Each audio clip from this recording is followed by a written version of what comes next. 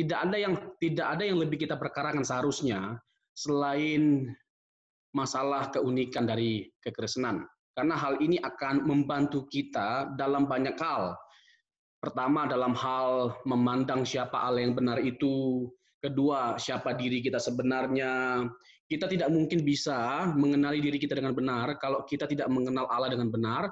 Dan kita tidak mungkin bisa mengenali diri kita dan mengenal Allah dengan benar kalau kita tidak mendapati sumber yang benar, yaitu kebenaran firman Tuhan.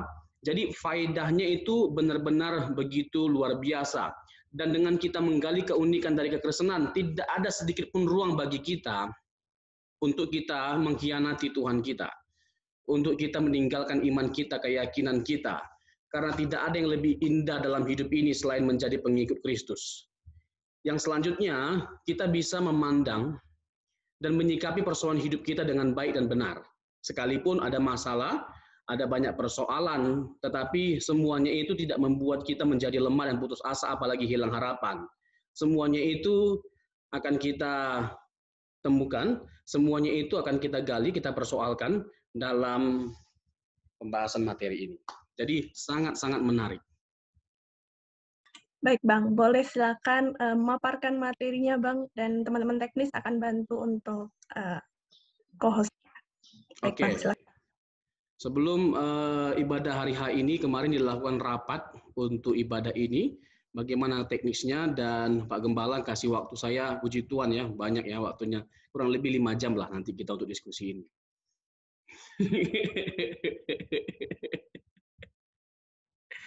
Saya senang sekali ya dengan nama program ini, Ngobras ya, ngobrol asik, suara kebenaran. Keren. Nah, saya pastikan ini benar-benar asik, dan bukan hanya asik, tapi benar-benar mengedukasi dan memberikan pencerahan bagi setiap kita, membuka pikiran kita. Tetapi we have to ya open our mind. Kita harus open minded ya, supaya kita bisa mengerti dan memahami apa yang kita yakini. Kalau kita tidak memahami sampai dalam, at least nih paling tidak kita memahami apa yang kita yakini. Nah, berikut ini saya akan memaparkan hal-hal yang menjadi inti dari kekristenan, ya, jantung dari kekristenan. Jadi at least kita tahu apa yang menjadi keunikan dari kekristenan. Tidak sedikit orang dengan mudahnya meninggalkan imannya karena dia tidak pernah mendalami apa yang menjadi keunikan dari kekristenan, dan dia tidak pernah bertumbuh secara dalam di dalam apa yang ia imani. Nah, ini dia. Keunikan dari kekristenan. Bapak Ibu bisa melihat PowerPoint saya? Bisa melihat wajah saya? Bisa, Bang. Bisa. Oke. Jelas sekali. Bisa terlihat ganteng ya? Oke, mantap.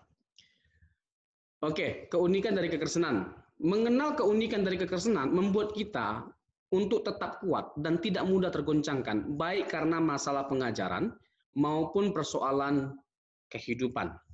Ya, kita tahu banyak sekali ajaran-ajaran yang menyimpang, ajaran-ajaran yang tidak sesuai dengan firman Tuhan. Nah, mengenali keunikan dari kekristenan membuat kita berdiri kuat, berdiri kokoh, dan tidak mudah goyah, atau tidak mudah diombang-ambingkan dengan berbagai macam pengajaran yang ada. Ya. Lalu tadi saya singgung di awal tadi terkait dengan pertanyaan Nia. Dengan mengenali keunikan kekristenan dan hidup di dalamnya, terbantukan kita untuk kita bisa menyikapi hidup dengan benar, menyikapi masalah, memandang masalah, menyelesaikan masalah dengan benar pula. Nah, mengenal keunikan kekristenan membuat kita memahami dan mengenal bahwa kekristenan adalah satu-satunya agama yang paling benar. Dan mengklaim kekristenan sebagai satu-satunya agama yang benar tidak membuat kita jadi intoleran. Ya, bertoleransi tidak sama dengan kompromi. Bertoleransi itu tidak sama dengan kompromi. Apalagi dengan Indomie. Nah, itu jauh kali bedanya. Ya. Jadi kita harus bertoleransi dengan perbedaan yang ada. Kita menghormati perbedaan yang ada. Tapi menghormati tidak sama dengan menerima. Jadi kita harus menjunjung tinggi toleransi, tapi jangan kompromi. Toleransi menjadi hilang maknanya kalau tidak ada keberagaman. Keindahan hanya bisa tercipta di tengah keberagaman ketika ada toleransi. Tapi ingat, jangan kompromi.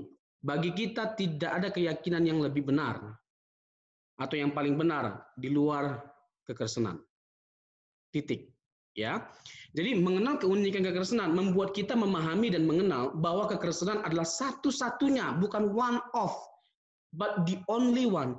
You're the only one. Nah, kayak ibarat lagu itu. Oke. Dan yang paling representatif dalam memperkenalkan siapa Allah yang benar itu dan apa yang telah Ia firmankan. Kekristenan adalah satu-satunya agama yang bisa ya dengan tepat menjelaskan siapa Allah yang benar. Hanya kekristenan adalah satu-satunya yang paling representatif, sangat mewakili untuk menjelaskan who the truly God is. Siapa Tuhan yang benar itu? Siapa Tuhan yang sejati itu? Ya, jadi tadi kan di awal saya tegaskan, kita hanya bisa mengenali diri kita dengan kita mengenal Tuhan. Kita nggak mungkin bisa mengenali diri kita dengan baik dan dengan benar kalau kita tidak mengenal Tuhan dengan baik dan benar. Dan kita tidak mungkin mengenali diri kita dengan baik dan benar dan mengenal Allah dengan benar kalau kita tidak belajar kebenaran firman Tuhan. Firman Tuhanlah satu-satunya sumber yang berotoritas. Tidak ada firman lain di luar Alkitab. Case close. Ya. Nah, kita langsung saja karena cukup banyak ya materinya, tapi sekitar 20 sampai 30 menit ya. Waktu yang diberikan kepada saya untuk memaparkan materi ini. Lalu selanjutnya kita akan melakukan tanya jawab. Nah, kita tidak tahu seberapa banyak agama yang ada di dunia ini. Bisa terlihat dengan jelas nggak materi saya? Saya perbesar aja kali ya. Nah, kita tidak tahu seberapa banyak agama yang ada di dunia ini. Dan pernahkah kita berpikir mengapa kita memilih untuk menjadi Kristen? Nah, ini sesuatu yang harus kita pikirkan, kita renungkan, kita hayati. Pernahkah ada satu pergumulan dalam pikiran kita, satu perenungan, kenapa ya aku jadi Kristen? Nah, kalau belum pernah, nah bahaya itu. Nah, suatu waktu ketika ada masalah, saya takut dengan mudahnya kita meninggalkan keyakinan kita, kepercayaan kita, apapun masalahnya itu. Dalam bentuk persoalan hidup atau pengajaran. Dengan mudahnya nanti kita akan meninggalkan kekristenan. Kalau kita tidak pernah menggumuli, why do we choose to be Christian? Ya kan, agak-agak bahasa Inggris sedikit, meskipun hanya itu yang saya tahu. Nggak apa-apa, biar kelihatan keren. Kenapa kita memilih menjadi Kristen? Nah, itu sesuatu yang perlu kita pertanyakan, supaya berdasar kuat iman kita. Nah, setiap agama memiliki keyakinan dan keunikannya masing-masing. Nah, mereka berhak ya, mereka berhak untuk mengklaim agama mereka yang paling benar. Mereka berhak bahwa agama mereka yang paling unik. Mereka berhak, tapi pada akhirnya kan ada beberapa tolak ukur ya yang menjadi alat untuk kita memverifikasi benar atau tidaknya suatu agama itu yang paling unik, yang paling benar. Nah, saya menggali semuanya itu dan saya menghabiskan cukup banyak waktu untuk mempersoalkan hal itu. Sampai pada akhirnya saya menyimpulkan kekristenan itu yang paling benar bukan karena saya Kristen. Bukan karena saya pendeta. Bukan karena saya seorang mahasiswa teologi atau seorang doktor teologi. Tidak sama sekali. Tetapi karena memang satu-satunya agama yang sangat memuaskan logika berpikir, ya, secara filsafat, filosofis, secara historis, kebenarannya itu dapat diukur dan diterima, ya. Nah, tetapi apa yang membuat kita sampai memutuskan untuk menjadi Kristen? Dari sekian banyak agama, dari sekian banyak penganut yang mengklaim agamanya yang paling benar, agamanya yang paling unik, lalu tiba sampai pada satu kesimpulan, apa sih yang membuat kita jadi Kristen? Kenapa sih Bapak Ibu jadi Kristen? Nah, jangan sampai kekristenan itu adalah hasil warisan dari orang tua. Kenapa jadi Kristen? Ya pokoknya dari opung saya Kristen. Dari dulunya memang begitu Kristen, ya saya kira Kristen lah. Nah, yang begini-begini jangan. Yang begini-begini Kristen yang nggak bertumbuh ini, Kristen yang nggak dewasa. Jadi kita harus persoalkan, ya lebih lanjut, lebih serius. Hal ini merupakan bagian yang sangat penting untuk kita persoalkan. Karena bagaimana cara pandang kita terhadap kekristenan sangatlah bertalian dengan cara kita menjalani kehidupan kita. Cara kita menjalani kehidupan kita. Ya, cara pandang kita, Bapak Ibu, terhadap kekristenan sangat bertalian dengan cara kita menjalani kehidupan kita. Kehidupan kekristenan seperti apa? Kehidupan kekristenan seperti apa yang kita jalani itu sangat bergantung pada cara pandang kita terhadap kekristenan. Bagaimana kita memandang kekristenan? Apa kekristenan itu bagi kita? Nah, saya masuk kepada persoalan mengenai keunikannya. Apa-apa saja keunikan dari kekristenan? Nah, saya mulai dari hal yang sangat sederhana tapi kontroversial. Tetapi ini saya simpulkan, saya kategorikan sebagai sebuah keunikan dengan beberapa alasan. Ya, nanti saya uraikan alasannya. Yaitu mengenai apa? Original sin, dosa warisan. Tidak ada satupun agama yang punya konsep seperti kita mengenai dosa warisan. Di mana ketika Adam berbuat dosa, semua manusia jadi berdosa. Mengapa dosa satu orang berdampak kepada semua orang? That's the first question that we have to ask. Itu pertanyaan pertama. Yang pertama kali kita pertanyakan mengenai konsep ini. Kok bisa dosa satu orang berdampak kepada semua orang?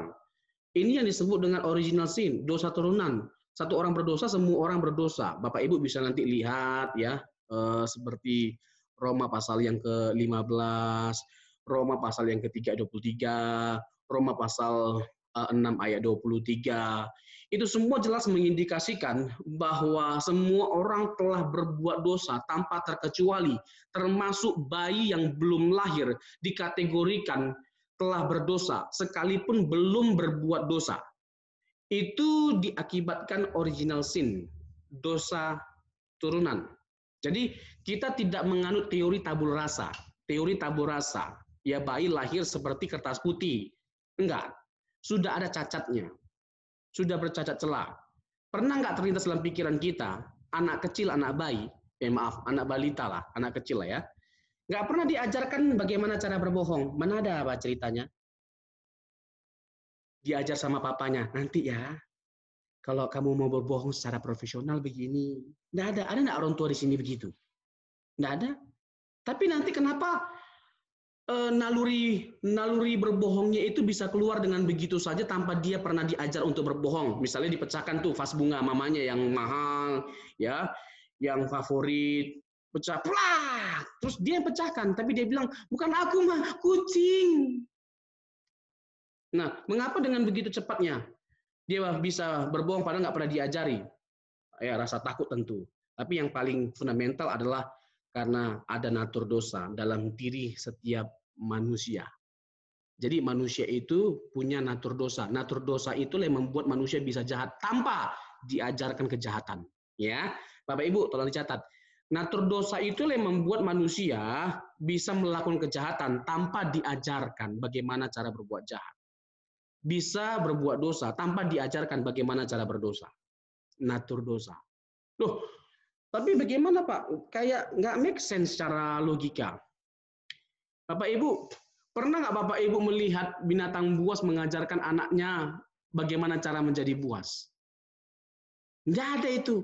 Dengan sendirinya dia menjadi binatang buas karena naturnya adalah binatang buas. Nah kita itu dengan sendirinya jadi buas, Pak.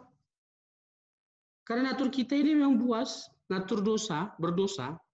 Jadi dengan sendirinya kita bisa berdosa. Nah, itulah yang membuat konsep mengenai dosa menjadi salah satu keunikan dari kekristenan. Roma 3 ayat 23. Semua orang telah berbuat dosa dan telah kehilangan kemuliaan Allah. Lalu Roma 6 ayat 23. Upah dosa ialah maut. Nah, kita masuk kepada persoalan selanjutnya.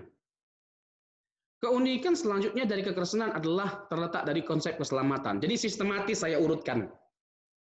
Ya, keunikan dari kekristenan dimulai dari dosa, lalu keselamatan. Nah, cara Allah menyelamatkan manusia yang telah berdosa itu very unique. Very unique. Di mana kekristenan meletakkan dasarnya bukan pada perbuatan atau usaha manusia, tetapi pada anugerah Allah dan bagaimana anugerah itu dapat memimpin manusia kepada rancangan Allah yang semula. Manusia itu yang sekarat. Manusia sekarat, bagaimana mungkin dia bisa menolong dirinya dari sekaratnya dia? Harus ada pribadi yang lain. Dan itu tidak lain dan tidak bukan adalah Tuhan sendiri. Dan harus Tuhan yang menolong manusia. Harus Tuhan yang menyelamatkan manusia. Tidak bisa tidak. Nah, kalau Yesus itu kita percaya sebagai juru selamat, maka kita harus percaya dia juga sebagai Tuhan. Karena hanya Tuhan yang bisa menyelamatkan kita. Bagaimana mungkin dia hanya juru selamat tapi tidak Tuhan? Dia tidak berhak menyandang gelar sebagai Tuhan. Atau juru selamat sebaliknya, dia tidak berhak menyandang gelar sebagai juru selamat kalau dia bukan Tuhan, karena hanya Tuhan yang bisa menyelamatkan kita. Nanti bisa digali Yesaya pasal 43, Yesaya pasal 44, Yesaya pasal 46, itu jelas memberikan indikasi bahwa hanya Allah yang bisa menyelamatkan setiap kita. Dan Tuhan kita Yesus Kristus adalah Allah itu sendiri, Filipi pasal 2, yang sudah dinubuatkan, ya, kehadirannya, karyanya, bahwa dia akan menyelamatkan umat manusia. Dimulai dari Kejadian 3, ayat 15. Itu berbicara tentang janji keselamatan Allah. Allah yang berinisiatif untuk mencari manusia, menyelamatkan umat manusia. Dan bukan karena perbuatan, bukan karena usaha kita selamat. Semata-mata only by His grace. Martin Luther, itu Efesus 2 ya, ayat 8 dan 9. Martin Luther memberontak dalam tanda petik ya, Bapak Reformator ya, terhadap apa yang dipraktekkan atau diajarkan oleh Katolik ya. Lalu dia menuliskan 95 dalil, lalu dipakukan di Wittenberg ya. Di pintu gereja Wittenberg, 95 dalil. Tapi singkat cerita, rumusan yang paling dikenal dari Martin Luther yang dibuatnya itu ada 3. Sola fide, sola gratia, sola scriptura. Sola fide, sola gratia, sola scriptura. Tapi bukan solaria. Nah, itu makanan, beda lagi. Lain cerita. Ya, sola fide itu oleh iman, sola gratia oleh anugerah, sola scriptura itu oleh Alkitab. Ya, saya tidak mau menjelaskan secara rinci mengenai ketiga hal ini, tetapi intinya Martin Luther menekankan hanya oleh anugerah kita bisa selamat, bukan karena ada sesuatu yang kita lakukan seperti membeli ya surat penghapusan dosa dan praktek-praktek yang lainnya. Itu semua tidak menyelamatkan, hanya anugerah Allah. Kalau Yesus tidak mati, maka kita tidak mungkin bisa selamat. Dan itu senada dengan ajaran Alkitab, secara khusus apa yang dituliskan oleh Rasul Paulus dalam surat-suratnya, seperti di Efesus. Mereka kan menganggap bahwa tidak cukup hanya percaya Yesus untuk selamat. Harus apa? Harus melestarikan tradisi Yahudi, harus melakukan hukum Taurat, harus disunat. Nah, kalau kamu berpikir seperti itu untuk selamat, berarti sia-sia kematian Kristus. Baru dijelaskan oleh Paulus, Efesus 2 ayat 8. Karena kasih karunia kamu diselamatkan oleh iman. Nah, iman itu wadah untuk menerima keselamatan yang Tuhan sudah anugerahkan melalui Tuhan Yesus. Ya. Nah, nanti kita bisa gali lebih lanjut karena memang waktunya terbatas. Itu dulu terkait dengan keunikan dalam hal keselamatan. Jadi Tuhan kita Yesus Kristus telah menganugerahkan keselamatan bagi setiap kita, sehingga kita bisa datang kepada Bapa, ya, Yohanes 14 ayat 6, bisa kembali membangun hubungan yang proporsional dengan Allah. Nah, langsung keunikan selanjutnya pasti terkait dengan Tuhan kita Yesus Kristus. Ya, konsep keselamatan, lalu tokoh utamanya. Jadi keunikan selanjutnya adalah terletak pada tokoh utamanya, yaitu Tuhan kita Yesus Kristus. Mengapa ia harus menyelamatkan kita dengan jalan menjelma menjadi manusia? Nah, ini pertanyaan-pertanyaan yang selalu dipertanyakan dan layak untuk dipertanyakan dan harus kita perkarakan untuk kita benar-benar mengerti Saya tidak tahu apakah ini akan menambah atau mengurangi iman. Tapi at least ini akan menambah wawasan atau pengetahuan kita, membuka pikiran kita. Oh begitu. Nah selanjutnya apakah ada di antara kita yang mungkin karena memahami ini pada akhirnya, mengerti ini, akhirnya jadi semakin mengasihi Tuhan. Nah itu pergumulan pribadi-pribadi. Tapi saya rasa setelah saya gumuli, ini dalam sekali, ini penting sekali. Mengapa ia harus menyelamatkan kita dengan jalan menjelma menjadi manusia? Bukankah dia Allah yang maha kuasa? Bukankah dia bisa melakukan sesuatu yang jauh lebih mudah untuk menyelamatkan kita? Dan kenapa dia tidak memilih jalan itu? Kenapa justru dia memilih jalan yang sukar? Saya menyimpulkan dua jawaban sederhana supaya kita mudah memahaminya. Yang pertama, tolong digarisbawahi Bapak Ibu. Selain supaya untuk memenuhi tatanan hukum yang ada, yang kedua adalah agar manusia bisa mengenal dan mengikuti teladan hidupnya. Melalui Yesus Kristus, Allah menunjukkan bagaimana seharusnya manusia itu hidup di hadapannya. Tidak ada petunjuk atau cara yang lebih baik agar kita bisa mengerti kehidupan seperti apa yang harus kita jalani sebagai orang Kristen, selain Tuhan itu sendiri yang memperagakan hidupnya. Tidak ada jalan lain. Tidak ada cara lain. 1 Petrus 2 ayat 21. 1 Petrus 2 ayat 21. Ada kalanya memang kadang-kala kalau nggak buka ayat katanya nggak afdol. Ya jadi kita buka ayat dulu lah.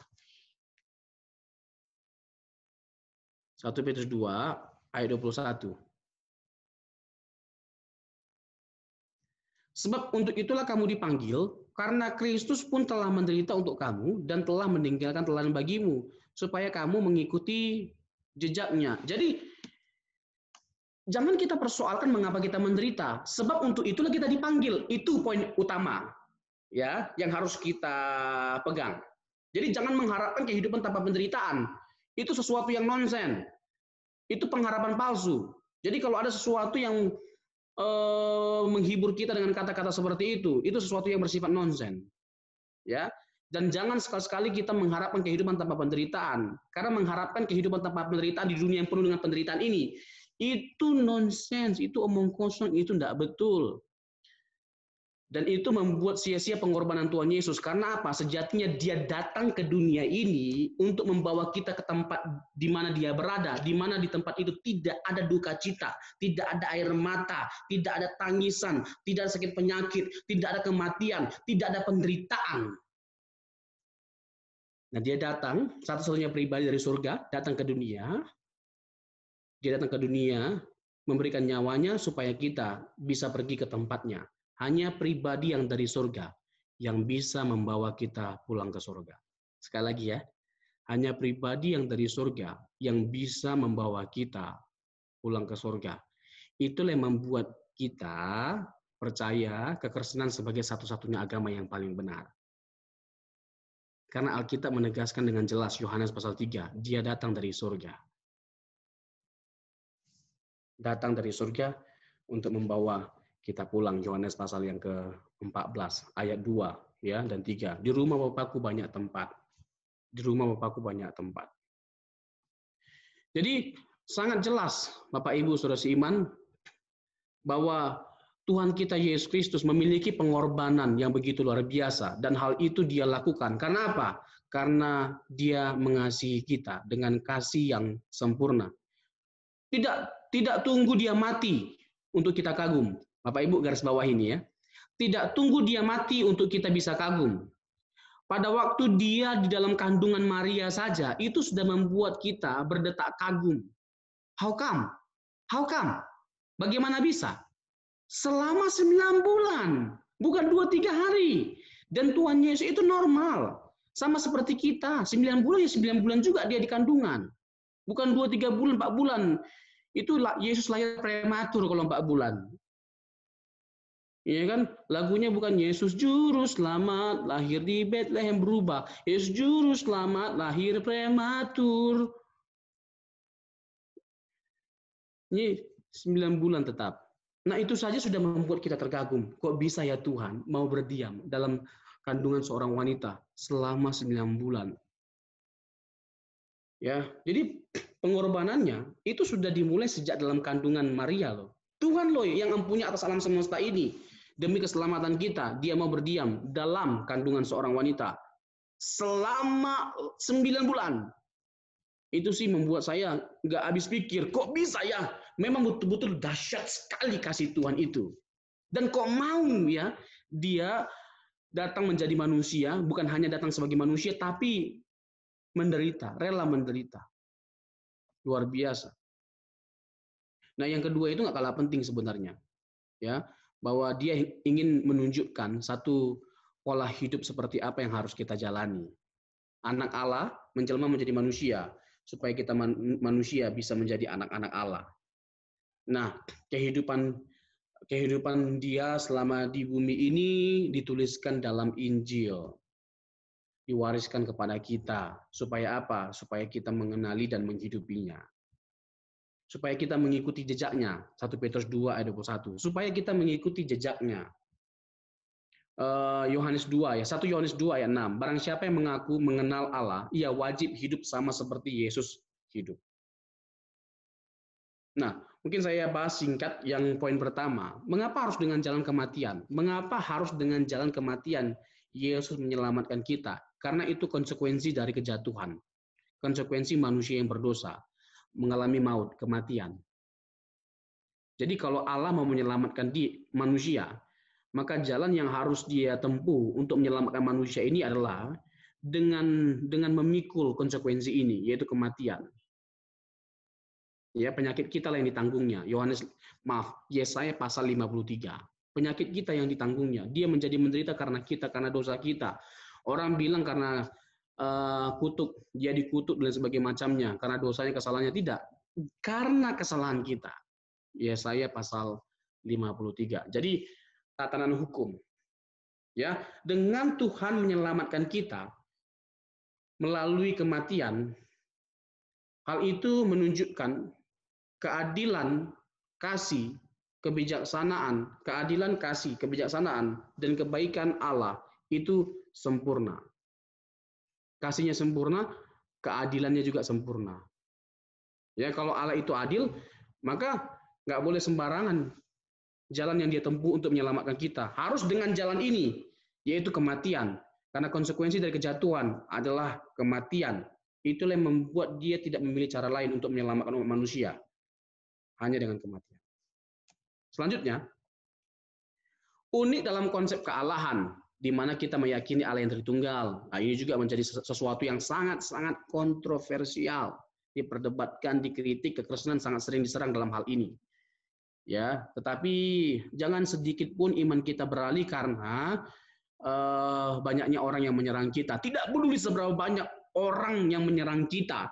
Kalau memang ini adalah kebenaran dan kita benar-benar percaya ini sebagai sebuah kebenaran, tetap berdiri kokoh, berdiri kuat, dan jangan mau digoyahkan sedikit pun.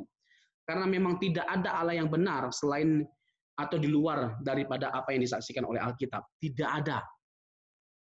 Tidak ada Allah yang benar selain apa yang disaksikan oleh Alkitab. Masalah sulit untuk kita memahaminya secara sempurna, itu masalah lain.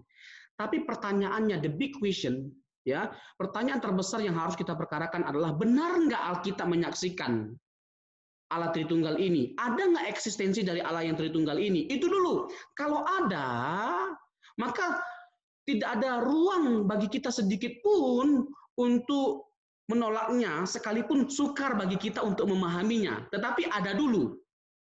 Itu persoalannya, ada dulu. Dan Alkitab menegaskan kebenarannya, bahwa Alkitab menyaksikan Allah itu Tritunggal. Secara khusus dengan kita melihat Injil Yohanes, ada Bapa, ada Anak, ada Roh Kudus. Bapa mengutus Anak, Anak mengutus Roh Kudus. Yohanes pasal yang ke-15, ayat yang ke-26.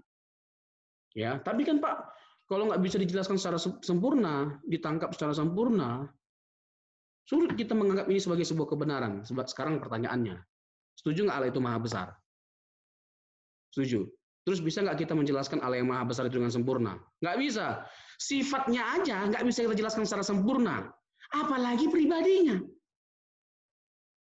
Sifatnya aja, baru satu itu. Nggak bisa kita tangkap dengan sempurna, kita jelaskan secara sempurna. Apalagi pribadinya. Jadi bukan jadi tidak benar hanya karena nggak bisa ditangkap atau dijelaskan secara sempurna. Justru sebaliknya, jadi tidak benar, ya. Jadi tidak benar kalau kita menyimpulkan bahwa Allah itu bisa dijelaskan atau ditangkap secara sempurna. Berarti dia nggak Allah. Karena dia nggak bisa dijelaskan secara sempurna lah, makanya dia Allah. Nah, untuk kita bisa menjelaskan atau menangkap dia secara sempurna, kita harus jadi Allah, Pak. Harus jadi Allah kita. Bisa nangkap nggak kira-kira Bapak Ibu? Bisa menangkap? Nah, untuk kita bisa menangkap dan memahami dia, atau menjelaskan dia secara sempurna, kita harus jadi Allah. Nah, kita ini siapa? Kita manusia terbatas. Bagaimana mungkin manusia yang terbatas bisa menjelaskan pribadi yang tidak terbatas secara sempurna? Yang ada sebaliknya, pribadi yang tidak terbatas itu yang bisa menjelaskan kita yang terbatas secara sempurna. Jadi masuk akal kok, bisa dijelaskan. Ya, konsep kealahan dalam kekristenan. Yang terakhir, sebelum kita masuk sesi tanya jawab, unik di dalam ajarannya dan esensi ajaran Tuhan Yesus adalah bagaimana supaya kita berpusat kepada Allah dan kerajaannya dengan menghidupi atau meneladani kehidupan Tuhan Yesus. Injil diberikan untuk menuntun kita kepada satu kehidupan yang diperkenankan oleh Bapa. Yesus menjadi role modelnya. Yesus jadi role modelnya. Nah, inilah inti dari ajaran kekristenan. Tuhan menginginkan kita berpusat kepada kebenarannya.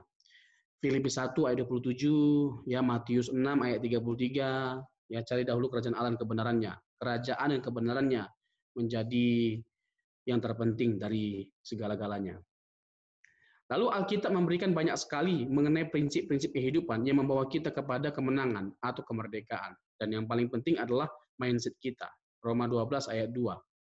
Melalui pembaruan budi kita dapat belajar bagaimana kita seharusnya memandang dan menyikapi hidup ini sekaligus, ya, sekalipun kita hidup di dunia ini, tapi kita juga sedang melangkah kepada kehidupan yang selanjutnya. Jadi kita juga harus memandang kehidupan yang selanjutnya, dan kita harus persiapkan kehidupan kita yang selanjutnya selama kita hidup di bumi ini. Bukan nanti, but start from now. Dimulai dari sekarang. Tuhan Yesus memberkati. Saya persilakan kepada moderator untuk memoderasi jalannya diskusi. Baik, Pak. Tadi penjelasan dari Bang Robson udah sangat jelas sekali ya mengenai keunikan kekristenan. Nah, sekarang kita sudah masuk ke sesi tanya jawab. Nah, di mana jemaat jika ada pertanyaan bisa langsung tulis pertanyaannya di kolom chat Zoom, atau kalau mau langsung tanya tinggal raise hand aja dan langsung bertanya. Nah, sambil menunggu pertanyaan dari jemaat, mungkin saya mau bertanya nih Bang. Tadi kan Bang Robson udah singgung mengenai keunikan kekristenan dilihat dari 5 konsep. Konsep dosa, konsep keselamatan, konsep tokoh utama, kealahan, sama yang terakhir dari pengajarannya. Saya mau nanya nih dari konsep keselamatan. Kalau kita lihat di ayat Alkitab di Kisah Para Rasul 16 ayat 31. Itu kan berbunyi, jawab mereka, percayalah kepada Tuhan Yesus Kristus dan engkau akan selamat, engkau dan seisi rumahmu. Nah, ayat ini saya lihat sering dipakai oleh orang-orang Kristen, dan mereka menganggap bahwa, oh, berarti kalau dari ayat ini, kita tinggal percaya aja dan kita langsung akan selamat. Nah, apakah ini benar, Bang? Dan kalau tidak, ya bagaimana sebenarnya orang Kristen itu bisa selamat? Bagaimana tadi anugerah itu dihubungkan dengan percaya ini? Iya, ini pertanyaan yang praktis tapi klasik ya sifatnya. Klasik sifatnya, sering dipertanyakan maksudnya. Nah, tidak sedikit orang yang salah ya dalam memahaminya.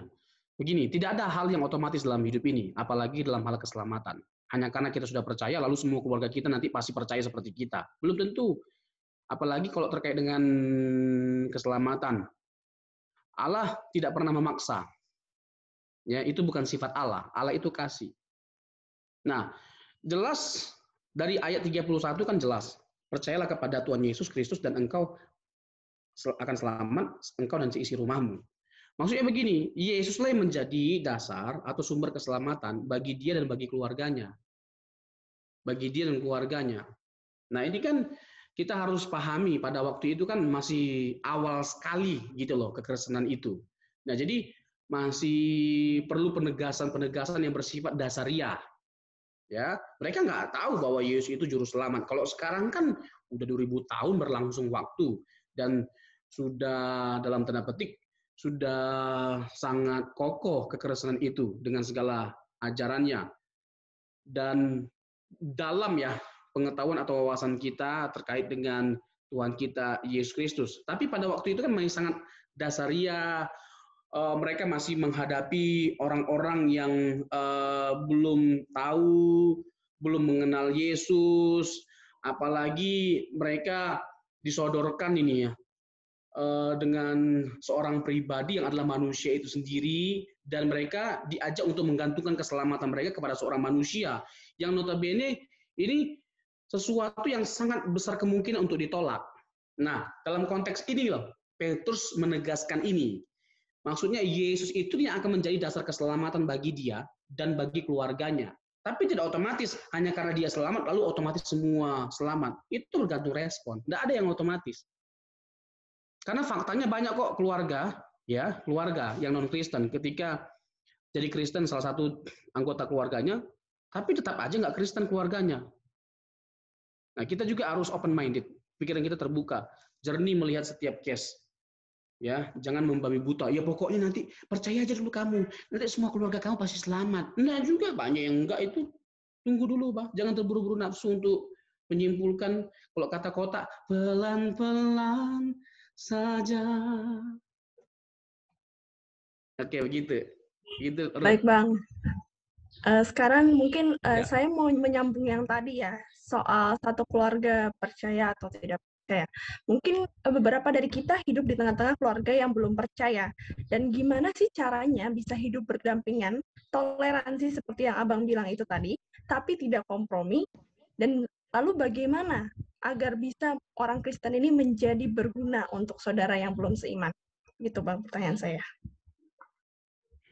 Oke.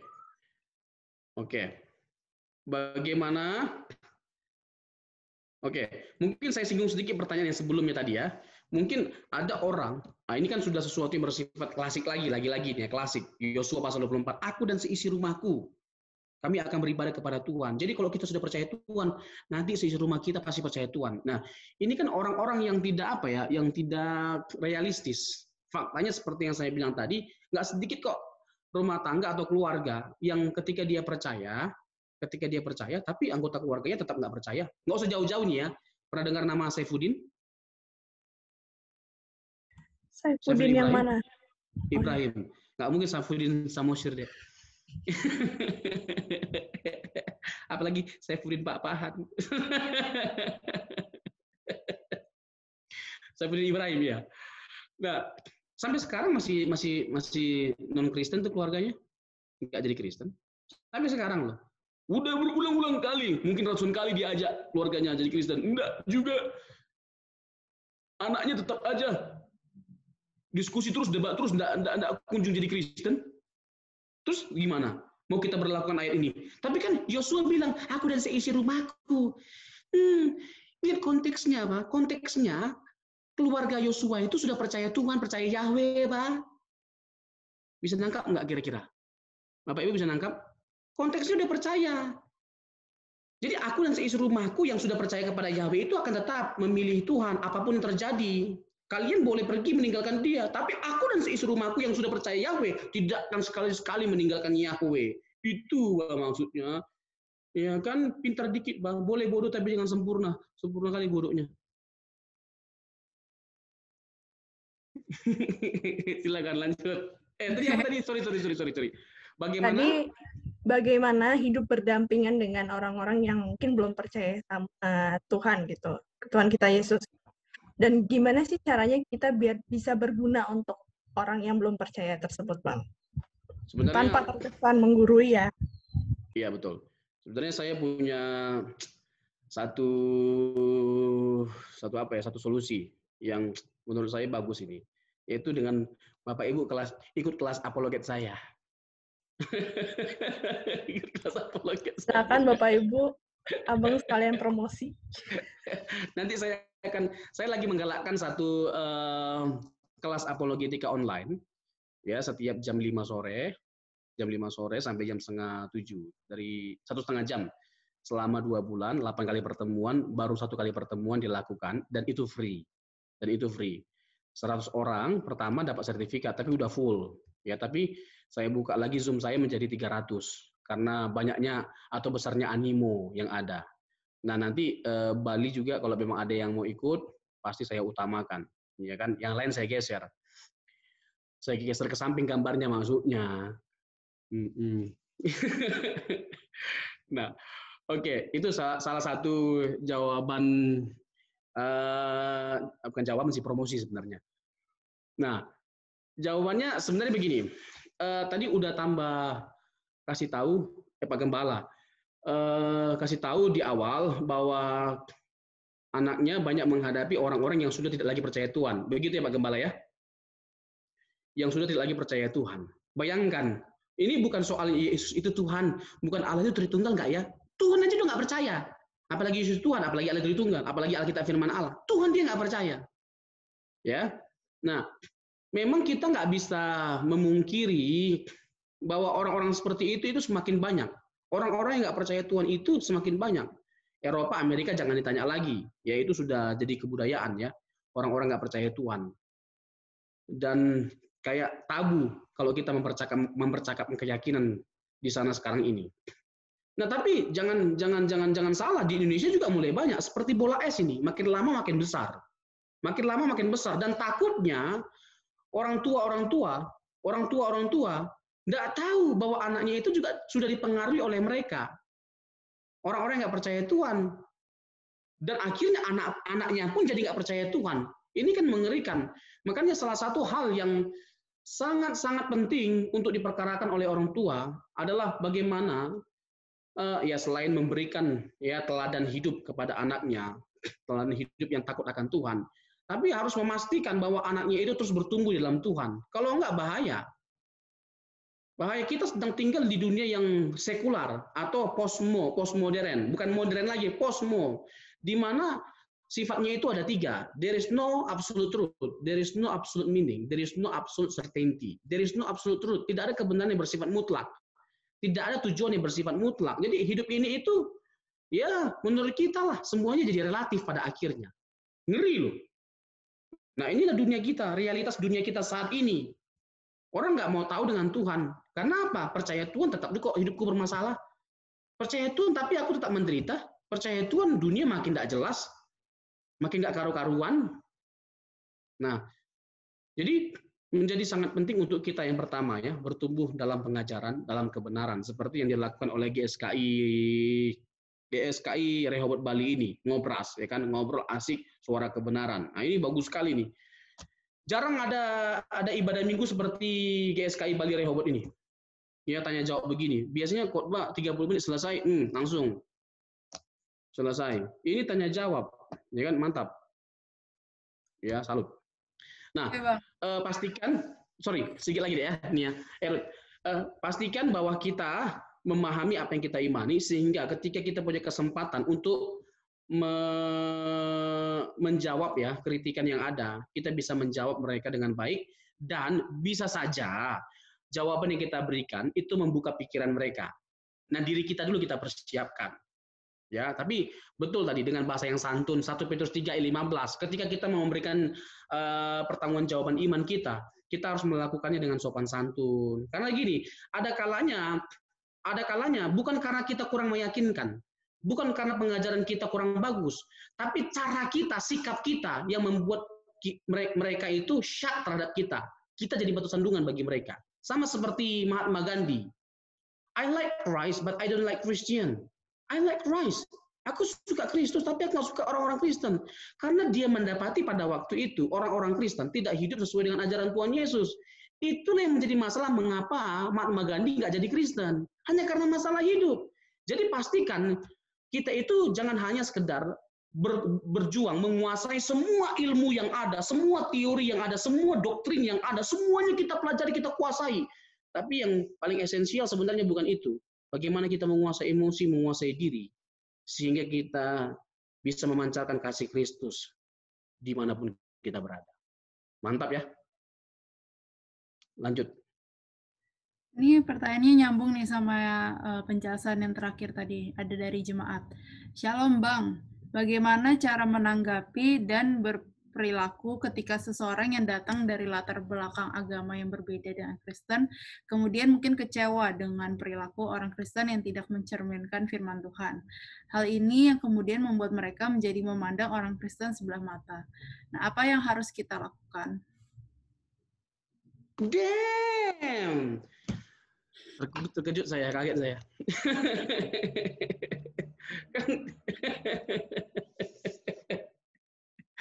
kan baru aja saya tadi singgung kan. Jadi yang terakhir tadi, kalimat yang terakhir itu yang mengenai Mahatma Gandhi itu. Yeah. Nah, itu bersinggungan dengan ini. Ya. Jadi jangan sampai kita terlalu pintar. Ya. Sehingga kita hanya jadi tajam dalam berdiskusi tapi tumpul dalam bertindak. Hati-hati. Terlalu pintar bagi kita ini, sehingga kita hanya tajam dalam berdiskusi. Ya kan, jago kali diskusi di medsos, sampai kritik orang, sesat-sesatkan orang. Nah kita GSKI Rehbob Bali jangan seperti itu deh. Ya jangan ikut-ikutan, biar orang-orang yang ono-ono itu. Ya, meskipun kita kadang-kadang gedek lihat gobloknya mereka, emosi. Apalagi orang seperti saya, susah sekali nahan diri tuh lihat orang bodoh. Terlalu banyak apa orang bodoh. Tapi udahlah. Saya bukan emosi, frustasi. Tapi ya pada akhirnya kan, apakah kan ini yang kita harus perkarakan lebih dari apapun. Apakah Tuhan disenangkan? Apakah Tuhan disenangkan? Jadi yang paling substansial adalah bukan bagaimana kita mengisi pikiran kita dengan semua ilmu yang ada, tapi bagaimana kita selalu memiliki hati yang rindu, yang haus akan kebenaran dan menghidupi kebenaran. Itu yang paling penting. Nafasnya harus itu. Kalau nafas kita menggali kebenaran bukan supaya kita menjadi semakin berkenan di hadapan Tuhan, stop. Jangan belajar Alkitab lagi, stop. Truly I say, stop. Jadi kalau bukan nafasnya itu adalah supaya untuk kita menghidupi kebenaran dan supaya kita hidup berkenan di hadapan Tuhan, stop menggali kebenaran firman Tuhan dengan atas nama apapun. Ya, begitu, Ruth. Oke, Bang. Nah, ini ada pertanyaan. Oke, lanjut. Selamat pagi, Bang. Mau bertanya. Tadi saya masih belum menemukan alasan mengapa saat satu orang berdosa, semua umat manusia berdosa. Mungkin tadi kan baru dijelasin mengenai konsep dosa awal, tapi belum tahu kenapa sih alasannya seperti itu. Oke. Adam itu adalah perwakilan umat manusia, perwakilan seluruh umat manusia. Ketika yang menjadi perwakilan seluruh umat manusia itu berdosa, maka seluruh umat manusia itu menjadi berdosa. Makanya Roma 3 ayat 23. Semua orang telah berbuat dosa dan telah kehilangan kemuliaan Allah. Mengapa semua orang? Mengapa semua orang? Karena Adam yang adalah perwakilan atas umat manusia itu telah berdosa. Sehingga dosanya itu ditimpakan kepada semua orang. Coba kita buka Roma pasal 5 ayat 17.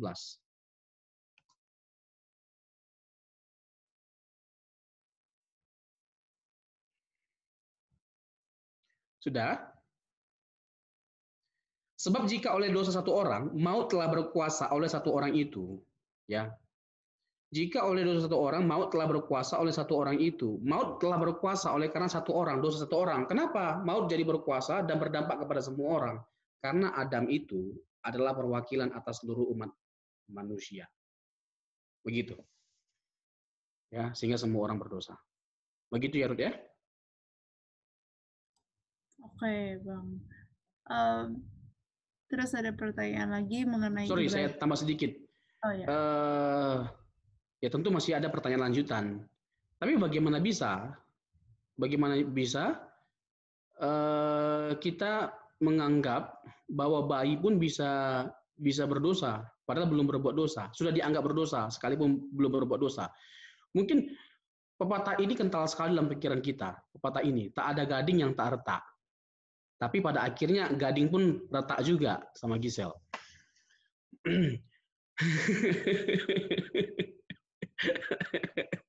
Ya kan? Tak ada gading yang tak retak, termasuk gading Martin.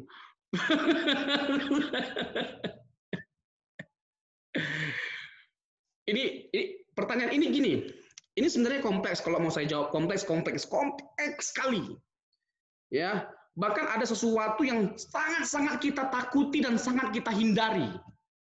Kemarin Pak Yosua Chandra tanya sama saya, siapa sih yang dimaksud oleh Pak Eras? Ada seorang teolog yang sangat terkenal jatuh dalam dosa, di akhir hidupnya baru ketahuan. Bukan pada waktu di akhir hidupnya, tapi waktu hidupnya berakhir baru ketahuan.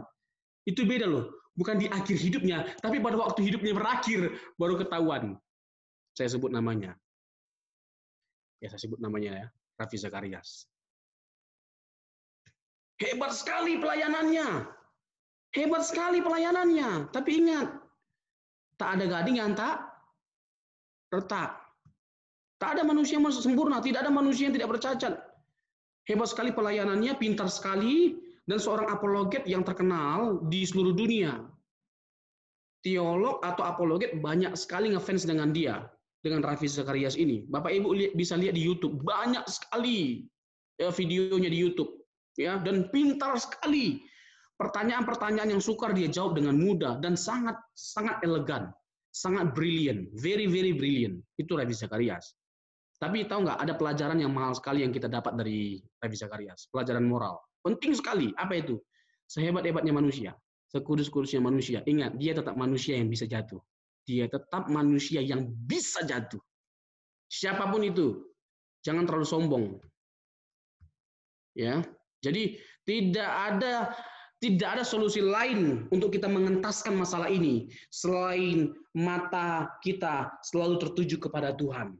Ibrani pasal yang ke-11, Ibrani pasal yang ke-12. Tidak ada cara lain selain mata kita tertuju kepada Yesus. Amin, Bapak Ibu. Ya, jadi tadi saya sudah jelaskan juga, ya kan, tak ada gading tak retak. Terus balita atau anak kecil nggak perlu diajarkan bagaimana cara berbohong atau berdosa. Dengan sendirinya mereka bisa berbohong, berdosa. Karena apa? Karena ada natur dosa dalam diri mereka. Ya, begitu, Ruth. Bang, mungkin nyambung lagi nih, ada pertanyaan nyambung lagi sama pembahasan yang terakhir mengenai teolog yang di luarnya menjadi teladan, ternyata mereka bisa juga melakukan pelanggaran moral. Nah, ya, pertanyaannya, apa yang membuat seseorang bisa hidup seperti yang Tuhan mau? Bagaimana cara kita berjaga-jaga agar selalu hidup dalam koridor Tuhan? Karena saya percaya teolog tersebut pasti tahu apa yang benar, tapi dia tidak melakukan. Ini pertanyaan yang dijawab sendiri. Jadi bertanya tapi juga jawab sendiri. Jadi terus mau bagaimana kita ini? Bagaimana biar bisa berjaga-jaga itu? Jadi mereka hanya tahu tapi nggak melakukan. Yaudah, itu jawabannya. Jadi kuncinya itu melakukan. Ya, nggak jadi kudus kita hanya karena kita tahu banyak. Nggak jadi kudus kita hanya karena kita tahu banyak. Nggak otomatis kita sudah dinikmati oleh Tuhan atau mengenal Tuhan secara benar hanya karena kita sudah mengetahui banyak tentang Tuhan. Jadi kuncinya apa? Ya menghidupi, melakukan. Makanya saya bilang ini bertanya tapi juga sudah menjawab pertanyaan. Nih, bertanya ini hebat ini. Di kolom chat mungkin ada lagi? Ingat Bapak Ibu, di kolom chat bukan di kolam renang. Oke, Bang, tadi ada pertanyaan. Mungkin ini sedikit agak menyinggung yang lain, tapi mungkin bisa dijawab ya, Bang ya. Mengapa banyak gereja yang menekankan kepada cara-cara ibadah menurut adat istiadat Yahudi dan menganggap cara itu adalah yang paling benar? Apakah model kekristenan ini benar menurut Bang Robson? Coba ulangi. Mengapa? Okay. Mengapa banyak gereja yang menekankan kepada cara-cara ibadah menurut adat istiadat Yahudi dan menganggap cara-cara itu paling benar? Dan apakah model kekristenan seperti ini itu benar menurut Bang Robson? Kalau kita bicara tentang liturgi tata ibadah, Alkitab tidak pernah mengatur liturgi ibadah, ya, tata cara ibadah, ya. Dan dengan kita melihat Yohanes pasal yang keempat, ketika Yesus bergumul dengan orang Samaria, di mana orang Samaria menganggap bahwa kita menyembah Tuhan itu ya di Gunung Gerizim, ya. Tuhan bilang tidak, akan tiba saatnya penyembah-penyembah yang benar akan menyembah Allah dalam roh dan kebenaran. Itu berbicara tentang bahwa kita tidak lagi dibatasi oleh ruang dan waktu. Kalau orang Yahudi itu sangat menekankan hal-hal yang bersifat teknis, cara-cara ibadah, tata ibadah, dan itu tidak salah, ya, itu nggak salah. Yaitu setiap orang itu punya hak untuk mengatur liturgi atau tata ibadahnya masing-masing. Silakan saja. Tetapi ingat, esensi dari sebuah ibadah adalah bagaimana kita, how to worship God, ya, dalam roh dan kebenaran. Itu yang paling penting kita persoalkan. Begitu deh. Jadi benar atau tidaknya sebuah ibadah itu tadi ya Bang, bukan dari liturginya atau tata ibadahnya. Jadi ya silakan saja sih, kalau kan ada ortodoks juga yang sangat kental dengan liturgi, ya, pakai jubah, pakai apa segala macam, nggak jadi masalah, silakan saja. Tetapi yang paling esensial yang harus kita tekankan yaitu apa?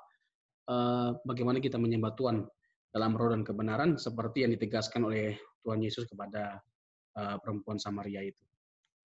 Baik, tadi juga Bang Robson sempat menyinggung tentang esensi pengajaran Kristen ya Pak ya, bagaimana cara hidup seperti Kristus dan yang lainnya.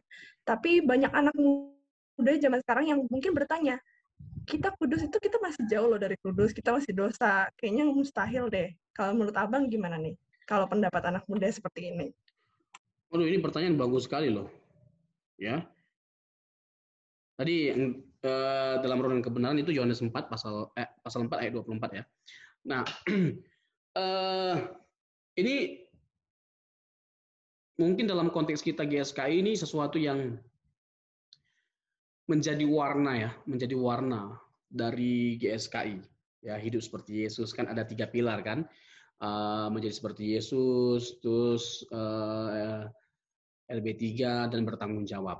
Nah, terkait dengan menjadi seperti Yesus, hidup kudus itu sama dengan menjadi seperti Tuhan Yesus. Nah, begini, untuk sama persis kualitas karakter kita seperti Yesus, itu nggak mungkin.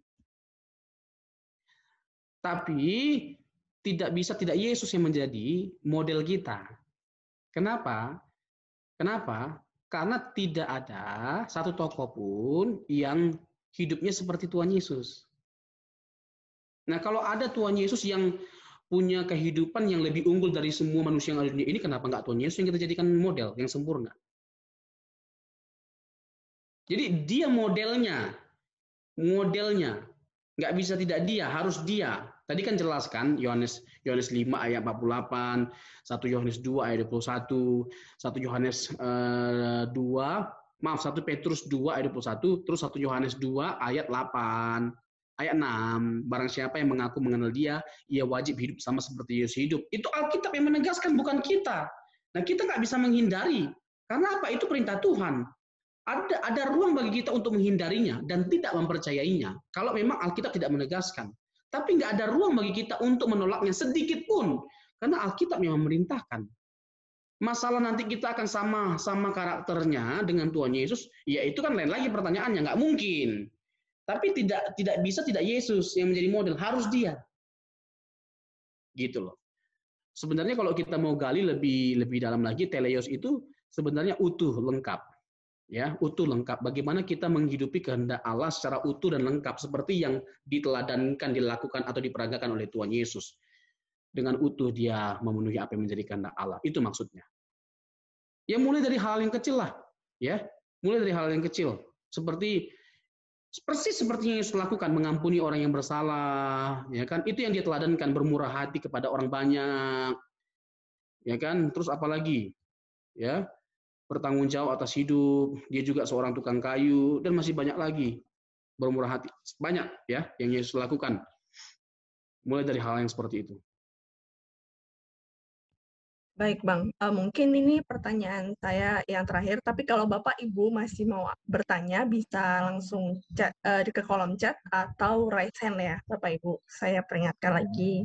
Nanti mungkin kalau ada satu pertanyaan yang menarik, Bang Robson bisa nyanyi buat kita ya. Oish. Baik. Karena dari tadi tegang terus Bang nih, kayak intens sekali nih. Iya. Muka-mukanya jemaat. Ini antara tegang mengikuti atau apa ini? Iya, kayak bingung gitu atau gimana lost gitu kan. Makanya kita balik lagi on the track.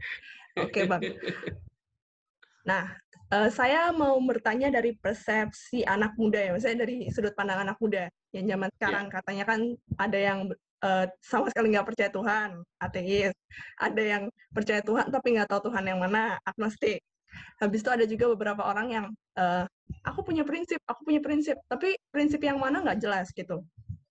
Nah, gimana caranya anak muda zaman sekarang, Bang, itu imannya tidak mudah goyah dan imannya terus bertumbuh? Nah, ini pertanyaannya, Bang. Bagaimana supaya anak muda itu supaya imannya tidak goyah dan imannya itu terus bertumbuh? Terus mau bagaimana maunya? Mau gimana? Dijawab sih, Bang. Dijawab aja, Bang. Saya banyak masih bertanya kan. Oke. Ya. Iman kita ya tidak ada cara lain selain kita benar-benar serius ya memperkarakan kekristenan. Harus serius memperkarakan kekristenan karena kekristenan ini bukan hanya untuk hidup di hari ini tapi hidup kita yang akan datang. Itu kekristenan. Ya. Jadi kalau kita mau tahu apakah hidup kita ini diperkenankan oleh Allah, apakah kita akan diterima oleh Allah nanti? Ya kita sudah bisa melihat kok dengan kita melihat hidup kita hari ini. Udah bisa kok. Nah, itu membuat kita dengan serius memperkarakan perihal iman kita. Ya kita mau sungguh-sungguh percaya kepada Tuhan Yesus, tapi buktikan dong ya dengan kita melatih dan menguasai diri kita.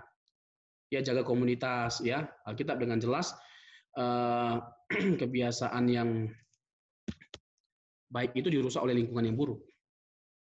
Ya, hati-hati dengan lingkungan komunitas, cari orang-orang yang punya spirit yang sama dengan kita, yang cinta Tuhan, takut akan Tuhan, dan jangan sesekali kita mencobai diri kita. Jangan coba-coba ya. Jangan coba-coba bergaul dengan orang yang tidak takut akan Tuhan. Itu bahaya. Ya, dalam hal yang nggak baik juga jangan pernah coba-coba. Ya, mau dibilang nggak gaul juga nggak jadi masalah. Ih, kamu nggak gaul, ih, culun banget. Nggak apa-apa. Nggak jadi masalah. Bagus dibilang nggak gaul. Ya kan? Karena kan kita mau mencari perkenan Tuhan, bukan perkenan manusia. Nggak disukai oleh semua orang pun kita, hanya karena kita hidup dalam kekudusan, nggak jadi masalah. Karena kita bukan mencari perkenan manusia, tapi mencari perkenan Tuhan. Amin. Ya contohnya saya, ya kan saya dianggap orang yang nggak gaul salah satunya. Ya kan karena apa? Nggak merokok, nggak mabuk, ya kan? Ya nggak cewek, apa segala macam. Terus nggak ajib-ajib, nggak. Ya, tapi memang ya ada harga yang harus kita bayar. Ya, gimana ya? Dosa itu nikmat, ya kan? Dan kita masih melekat pada daging.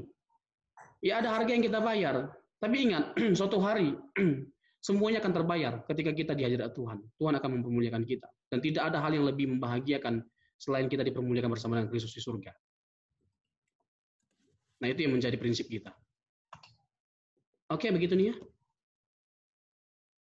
Baik, saya alihkan ke Ruth. Ini ada pertanyaan lagi nih dari jemaat hari ini aktif nih Bang.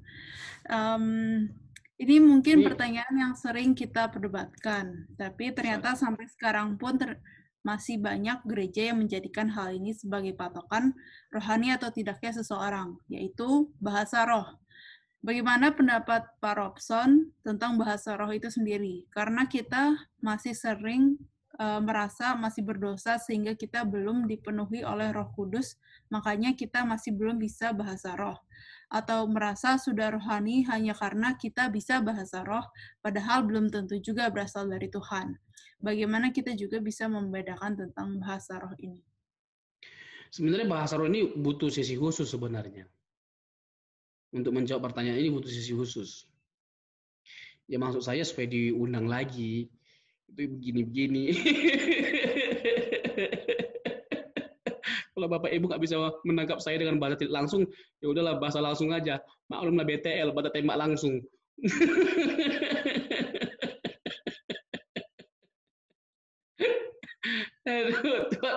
Ini sebenarnya butuh sisi khusus, tapi saya jawablah secara singkat ya.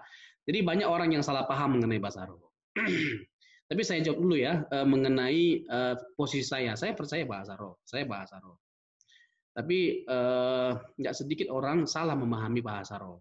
Ya kan, bahasa roh dikaitkan dengan kedewasaan rohani, bahasa roh dikaitkan dengan keselamatan. Kalau nggak bahasa roh, nggak selamat. Kalau nggak bahasa roh, nggak dewasa rohani. Siapa bilang? Makanya nggak heran, akhirnya banyak bahasa roh yang manipulasi. Sampai ada orang les bahasa roh. Coba, bahasa roh dileskan. Bilang laba-laba-laba, laba-laba-laba-laba, kuraba-raba-raba, kuraba-raba-raba, saku kurata, gabungkan, kuraba-raba-raba, saku kurata, rata-rata. Bayangkan diles bahasa roh, tapi saya nggak perlu sebut pendetanya atau gerejanya, nggak perlu, nggak etis. Dileskan loh bahasa roh. Lihat aja di YouTube itu ada les bahasa roh. Di YouTube, bukan di YouTube, les bahasa roh. Coba bahasa roh dileskan. Iya kan? Aduh Tuhan. Iya kadang-kadang, aduh saya bukan menghakimi, gimana ya? Nanti saya jelaskan secara sepintas apa dan bagaimana sebenarnya kita harusnya memandang bahasa roh. Kegunaannya untuk apa sebenarnya? Tapi lagi-lagi nggak bisa detail ya, karena memang bukan bahasa roh yang menjadi materi khusus kita. Begini, lihat aja lah di ibadah-ibadah itu ya, bagaimana cara mengetahui mana yang asli. Coba nih ya, dengan jujur kita, bisa loh bahasa roh semua sama dari depan sampai belakang. Di depan laba-laba, sampai belakang laba-laba. WL laba-laba, semuanya laba-laba. Akhirnya semua dipenuhi laba-laba, jadi Spider-Man. Semua laba-laba. Masa bahasa roh laba-laba? Masa laba-laba? Tapi saya nggak anti bahasa roh ya. Coba kita buka 1 Korintus 14. 1 Korintus pasal 14. Saya takut di apa lagi nanti dicap sebagai orang yang anti berbahasa roh. Enggak, Pak.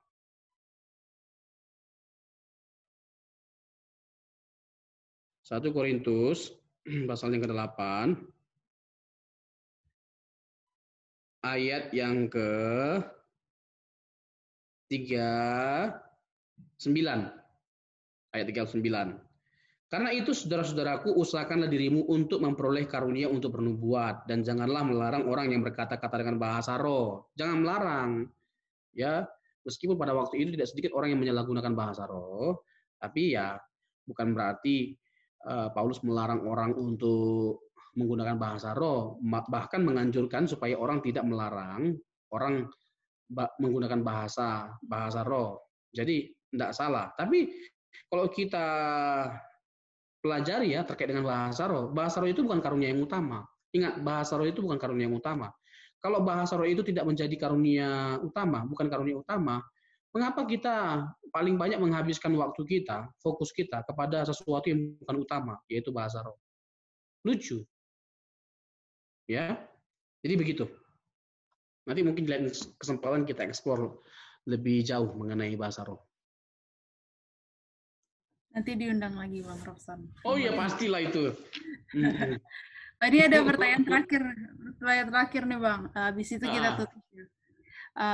Tolong tanya, bagaimana mengetahui apakah calon pasangan itu jodoh dari Tuhan? Ini mungkin buat anak-anak muda.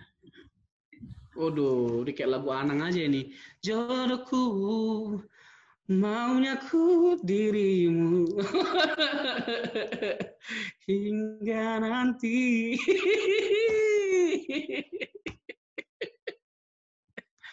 Iya kan, jodoh di tangan Tuhan, sama Joman, jodoh di tangan manusia. Jadi Johan atau Joman.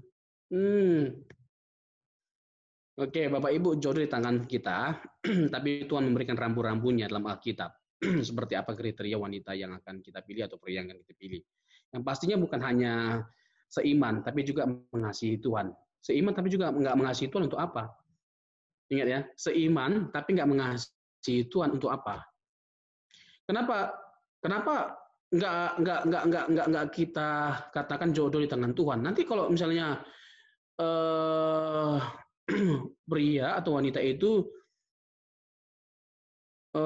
melakukan kesalahan lalu berujung pada perceraian, yang kita salahkan siapa? Tuhan dong yang memilih pria atau wanita itu. Jadi begitu jadinya. Kan nggak boleh. Jodoh di tangan kita. Tuhan kasih prinsipnya atau kriterianya seperti apa jodoh yang harus kita pilih dan bagaimana kita menjalin hubungan dengan pasangan yang kita pilih. Begitu. Begitu, Ruth ya. Jadi ya very be careful lah. Ya, lebih bagus lama tapi dapat yang tepat daripada cepat dapat yang bahasakan sendirilah. Belajar dari orang tua yang sudah berpengalaman. Capek nanti menganju ceweknya, menganju apa bahasa Indonesianya? Udah membujuk. Menganju, capek nanti. Habis waktu kita nanti. Makanya ada sampai orang bilang kita sudah bisa merasakan neraka meskipun belum masuk neraka. Itu karena salah pilih pasangan. Di keluarga itu. Tapi saya pastikan semua orang tua di sini, bapak, ibu-ibu di sini, mendapatkan pasangan yang tepat. Telah memilih pasangan yang tepat. Bapak terpaksa bilang amin. Sampingnya istri soalnya. Sambil batu-batu.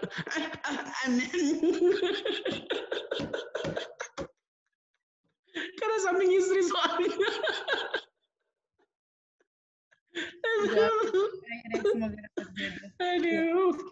Aduh, ya gimana Ruth? Iya nih, nggak kerasa nih Bang, waktunya kita udah overtime. Nah, dan saya pun udah boleh lemas ini.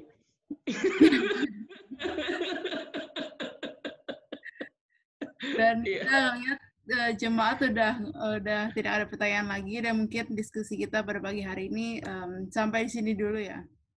Mungkin kalau saya sama Nia bisa simpulkan, mengenal keunikan dari kekristenan itu membuat kita bisa untuk tetap kuat dan tidak mudah tergoncangkan, baik itu dari masalah pengajarannya kah ataupun masalah kehidupan.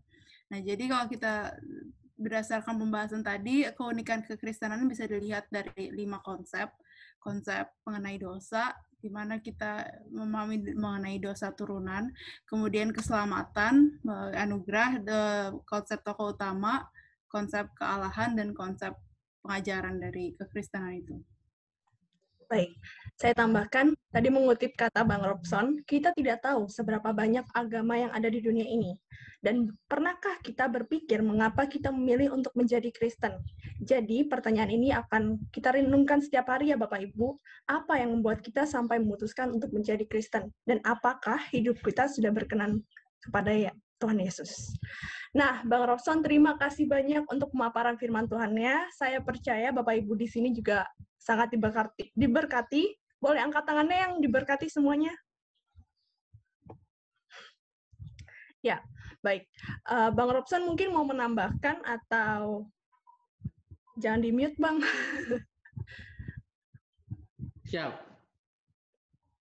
Ya, Bang. Mau ada menambahkan? Atau enggak ada, saya rasa cukup sekali, dan pertanyaan-pertanyaan itu sangat bertalian erat dengan materi keunikan kekristenan yang kita bahas. Baik Bang, terima kasih Bang, semoga kita bisa bertemu di kesempatan yang lain. Kita pasti adakan sesi-sesi dan tema-tema yang lain dan undang Bang Rosom untuk di sini. Baik Bang, Bang Rosom bisa pimpin kita dalam doa. Ini doa firman atau doa firman. Oke, mari kita bersatu doa. Bapa, kami sungguh sangat bersyukur kalau pagi hari ini kami mendapatkan satu kesempatan dan pelajaran atau kebenaran yang begitu istimewa, begitu mahal, begitu berharga, di mana kami menggali mengenai keunikan kekristenan. Kami belajar dalam sesi ini apa yang menjadi keunikan dari kekristenan.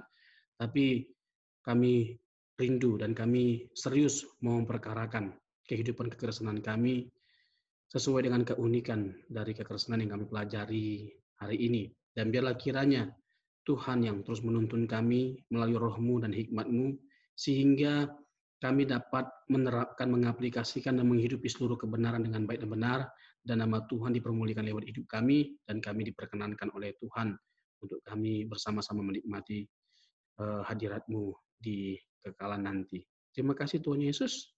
Dalam nama-Mu kami bersyukur dan berdoa. Amin. Amin. Terima kasih Bang Robson.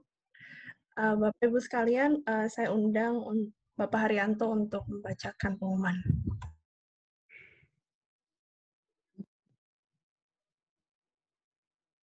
Shalom Bapak Ibu, sungguh kita sangat diberkati dengan pelayanan hambanya, Pendeta Dr. Robson Samusir.